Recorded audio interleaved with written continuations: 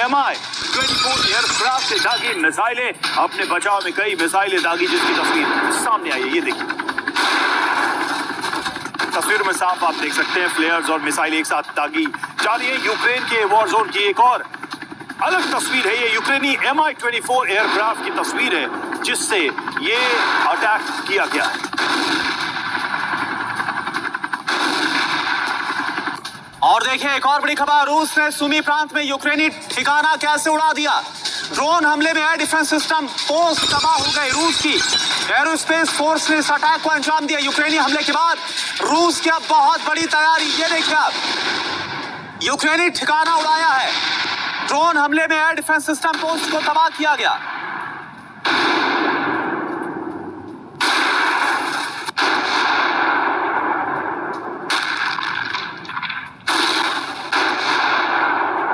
और यूक्रेनी हमले के बाद रूस की बड़ी तैयारी, ब्लैक सी से यूक्रेन पर हमले की तैयारी में रूस ने ब्लैक सी में तैनात की 2 पनडुब्बियां।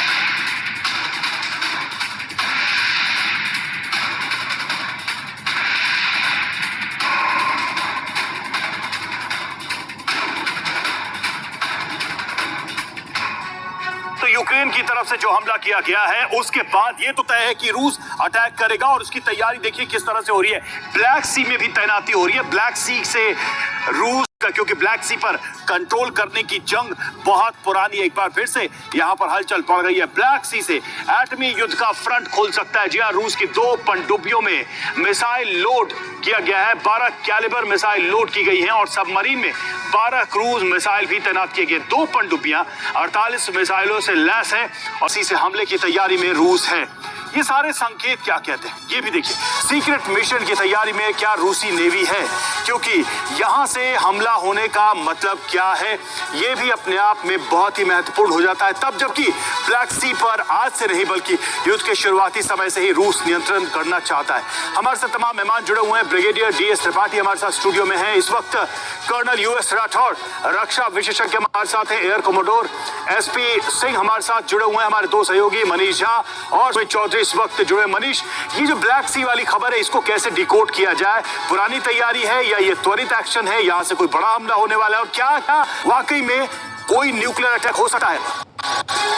देखिए, इसके बाद ही परमाणु बम ही बरसाए तो क्या बाकी दुनिया ये मानेगी कि पुतिन ने वाकई में 3 साल धैर्य दिया? आगे भी वो परमाणु हथियार का इस्तेमाल करने के पक्ष में नहीं है, लेकिन ऐसा नहीं है। उनके नहीं इस्तेमाल करने के बावजूद भी लगातार ये कहा जाएगा कि पुतिन परमाणु बम का इस्तेमाल करेंगे, पुतिन परमाणु बम का इस्तेमाल करेंगे। जितना मेरी अंडरस्टैंडिंग है उसके मुताबिक रूस का पलटवार होगा, लेकिन रूस अभी फिलहाल इस तरह की किसी भी वेपन का इस्तेमाल नहीं करेगा। उसका रीजन देखिए क्या है। उसका रीजन ये है कि रूस इन हथियारों का तब इस्तेमाल करेगा जब रूस को लगेगा कि वो जंग हार रहे हैं। यहाँ पर वो स्थिति नहीं है। ये बात सच है कि यूक्रेन ने। और क्या मनीष एक बात बताइए, क्योंकि लगातार एक बड़ा खतरा था कि क्या पुतिन परमाणु बम का इस्तेमाल करेंगे, यही वजह है कि TU बॉम्बर्स को जो परमाणु अटैक कर सकते हैं उनको इस बार टारगेट पर लिया गया। देखिए, इसमें कोई दो राय नहीं है कि यूक्रेन की तरफ से जो स्पाइडर वेव ऑपरेशन था वो एक बड़ा घातक ऑपरेशन रहा, शानदार ऑपरेशन रहा। लेकिन फिर वही बात आती है कि ये युद्ध चल रहा है, 3 साल से युद्ध चल रहा है, तो रूस को भी नुकसान उठाना पड़ेगा। रूस के लिए ठीक वो स्पाइडर वेव ऑपरेशन वैसा ही है जैसे महाभारत का चक्रव्यूह था। जिस तरीके से वहां अभिमन्यु मारे गए, यहाँ पर 5 एयरबेस में स्थित जितने भी कई दर्जन यहाँ पर बॉम्बर्स मार खत्म हुए। तो ये इस तरह का ऑपरेशन है, और इसके लिए यूज तैयार है। आप सोचिए पुतिन पर कितना दबाव होगा इस वक्त, कुछ कर दिखाने का, कुछ ऐसा करने का जिससे यूक्रेन पूरी तरह से तबाह हो। लेकिन पुतिन चाहते हैं कि इसका एक समाधान निकले, और समाधान निकलने के लिए शायद वो एक चांस भी देंगे यहाँ पर। ठीक है, चांस। और क्या वो चांस आता जो कि हम देख रहे हैं संबुल में सर, इसी पर सर ये बहुत बड़ा इंडिकेशन है कि दिया गया है, क्योंकि बोरिस जॉनसन नहीं बोल रहे हैं, तो ब्रेकिंग में हम दिखा रहे हैं कि अब वक्त आ गया है युद्ध को खत्म करने का। क्या कोई चांस इतने बड़े अटैक के बाद यूक्रेन की तरफ से पुतिन देने वाले हैं, आपको लगता है?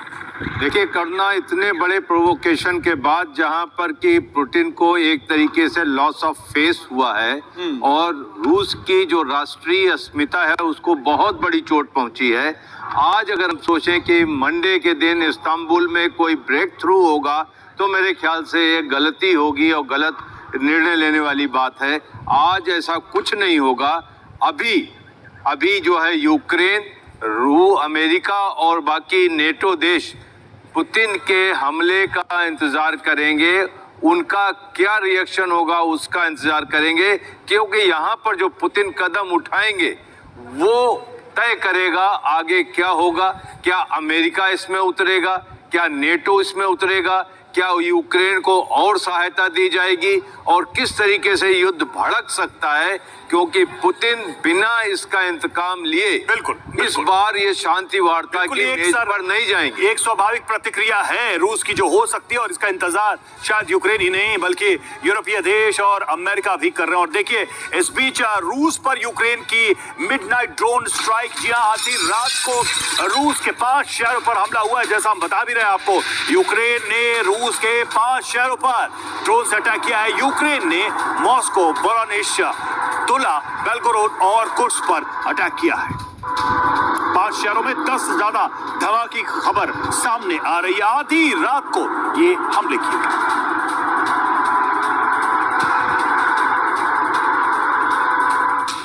और देखिए एक और बड़ी खबर, रूस पर यूक्रेन का एक और बड़ा अटैक। कुर्स्क में रूसी सैन्य पोस्ट पर यूक्रेन का हमला हुआ। यूक्रेनी हमले से रूसी सैन्य पोस्ट तबाह, धमाके से दहल उठा कुर्स्क का रिहायशी इलाका। ये देखिए आप,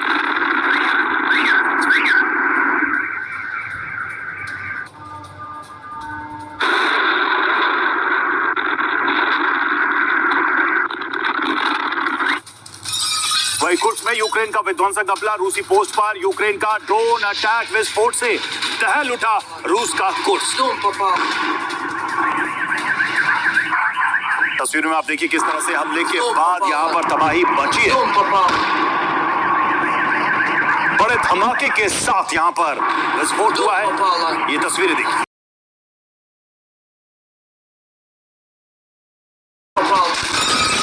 और एक और बड़ी खबर, यूक्रेन ने मॉस्को पर एक बार फिर से ड्रोन हमला किया है। मॉस्को पर यूक्रेन ने 150 से ज्यादा ड्रोन दागे हैं। ये देखिए आप, यूक्रेन ने मॉस्को में सैन्य पोस्ट को निशाना बनाया। रूस ने यूक्रेनी ड्रोन्स को मार गिराया। О, нихуя себе дела, блядь. Оказывается, пидорас, оказывается. Во, блядь.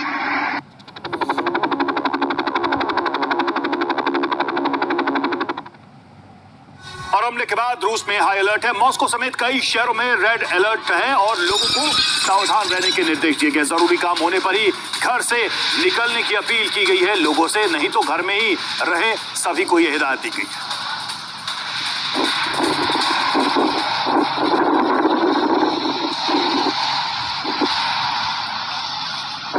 तो देखिए ये तो तय हो गया है कि रूस यूक्रेन जंग अभी तक के सबसे विध्वंसक मोड़ पर आ चुकी है।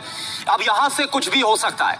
यूक्रेन ने रूस में घुसकर जिस तरह से अटैक किया और अब तक की सबसे बड़ी तबाही मचाई, उससे पुतिन का क्रोध, प्रतिशोध अब बहुत गुना बढ़ गया है। अब बदले की बारी है, प्रतिशोध की बारी है। यूक्रेन ने 150 से ज्यादा ड्रोन से रूसी एयरबेस पर अटैक किया। 40 से ज्यादा रूसी बॉम्बर्स को तबाह करने की खबर है, दावा है। तो वहीं पुतिन ने फौरन पलटवार के स्कैंडर मिसाइल से हमला शुरू कर दिया। कीव पर हमले का प्लान रेडी हो गया है। पुतिन ने अपनी न्यूक्लियर फोर्स को भी एक्टिव कर दिया। ये बहुत बड़ी खबर है, न्यूक्लियर फोर्स का एक्टिव होना। और बड़ी खबर क्या है, यूक्रेन से बदला लेने की विध्वंसक तैयारी है पुतिन की। रूस में एटमी हथियारों का मूवमेंट, सड़कों पर एटमी मिसाइलों का काफिला। ये देखिए आप, एटमी कमांड सेंटर में भी बड़ी बैठक हुई है। यूक्रेन युद्ध में फिर से एटमी खतरे की आशंका। और याद आ रहा है रूस का वो बयान, पुतिन का वो बयान, जब उनकी तरफ से कहा गया था कि अगर रूस का अस्तित्व पर आता है तो इसके बाद वो कुछ भी कर सकते हैं। तो क्या वो मौका पुतिन के पास आ गया है? क्या वो हालात पैदा हो गए हैं? क्या वो सिचुएशन आ गई है जिस विध्वंसकारी हमले को अंजाम दिया गया यूक्रेन की तरफ से रूस पर? ये देखिए तस्वीर आपके सामने, रूस की सड़कों पर एटमी हथियारों की मूवमेंट। तो क्या पुतिन का प्लान सर्वनाश ऑन हो चुका है?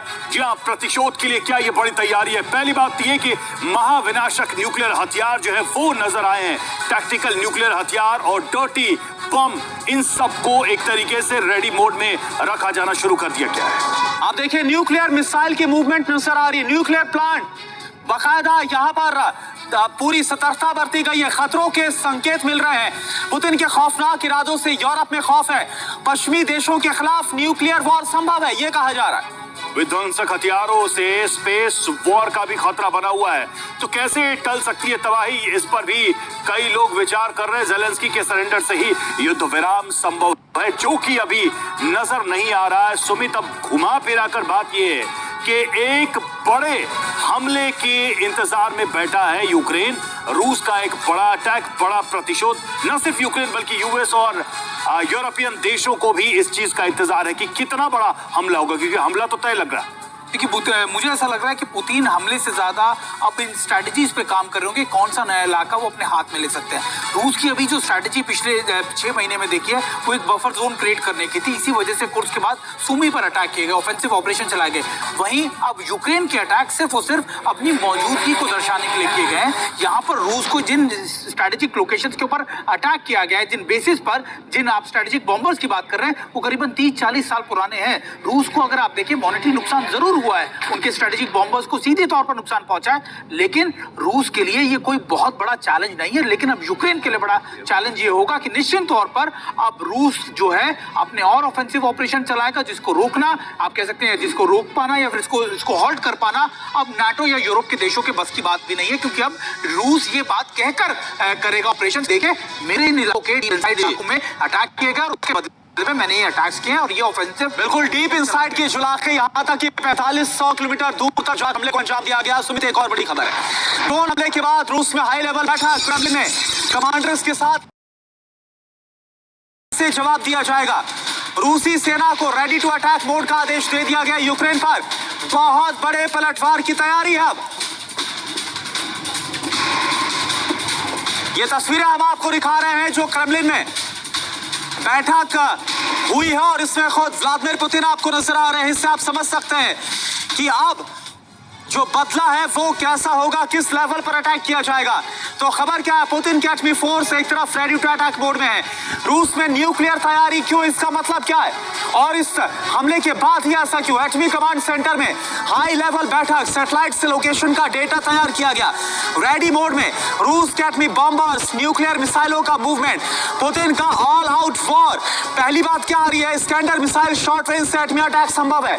दूसरी खबर क्या है, और है श्मिक मिसाइल जो कि 5500 किलोमीटर तक जा सकती है, इसके जरिए तबाही मच सकती है। सरमट मिसाइल की बात करें, 25000 किलोमीटर तक एटमी सर्वनाश। अब कुछ बड़ा होने वाला है क्या, सवाल है। जेलेंस्की के पास बस 2 ऑप्शंस हैं बातचीत की टेबल पर, या फिर एटम। और सवाल तो यही है ना डीएस त्रिपाठी सर, कि 2 ऑप्शंस जो आपने बताया, इसमें जो पहला ऑप्शन है कि बातचीत का, ये तो पूरी तरह से फेल साबित हो रहा है, आज भी ज्यादा उम्मीद नहीं है। तो क्या अब आपको जो दूसरा ऑप्शन है एटम बम का, यह ऑप्शन एक्टिवेट होता नजर आ रहा है सर? ठीक करना सबसे पहली चीज ये है कि किसको हासिल क्या हो रहा है। अभी जेलेंस्की को मिला क्या है, उनकी जमीन तो चलती जा रही है। 1 महीने में तकरीबन 600 किलोमीटर वो मई के महीने में लूज कर चुके हैं, तो उनको मिला क्या है इससे। उन्होंने यस जरूर तबाह किया, 120 में से 40, 3300 तकरीबन जो है फाइटर जेट्स है उसके पास, 40 उन्होंने तबाह किए बॉम्बर से। लेकिन अभी भी उन सीरीज को छोड़ के रूस SU सीरीज में जा चुका है, SU-57 तक, पहली चीज।